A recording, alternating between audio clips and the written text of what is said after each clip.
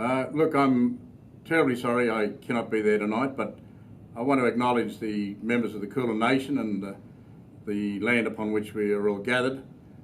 And I also want to express my deep appreciation for the award, the Eureka Democracy Award that I'm receiving tonight. I have asked my niece, Nala, if she would grace the occasion with her presence and to receive this on my behalf. I hope she's been able to do this. I have a firm and very, very rewarding set of memories from my time in the Western Districts of Victoria, passing through Ballarat, of course, and passing by the Eureka region, actually bivouacking out at Creswick Forest at one stage during my cadet years. I have a great admiration for democracy and for the struggle for people's rights and to ensure that injustices are addressed. And I think in large degree some of that was handed in my education at Monterey and with the people that I went to school with and the people I had the privilege of spending my holidays, particularly around Casterton and Harrow in that particular area, a little place called Chetwynd. I believe that our democracy has to be guarded jealously.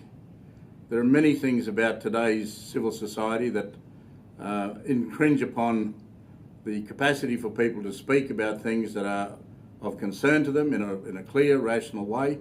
The national survey just recently on marriage equality clearly shows that there are many things that are changing or could change in our society.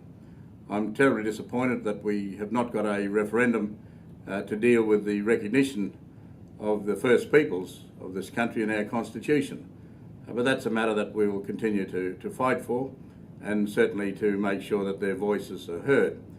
The challenge to see a fair go in this country has been marvellously supported by many, many Australians.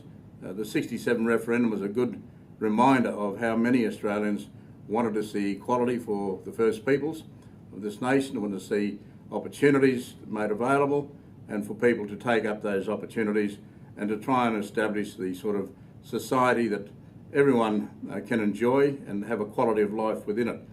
Awards like this is a reminder that many people struggle in our society to make sure that justice is done and that people who are being unjustly treated have that injustice rectified, and that governments in fact pass good laws that respect the human rights of the citizens.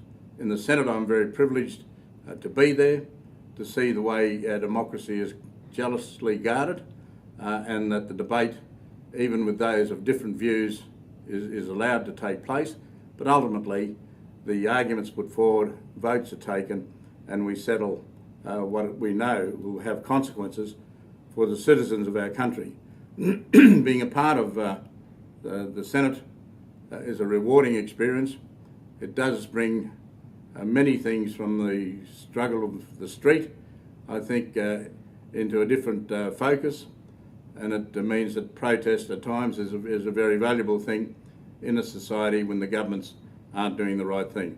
But let me again just thank you for the privilege of this honour, and let me reassure you that I will continue to battle for freedom and for the injustices, against the injustices that prevail.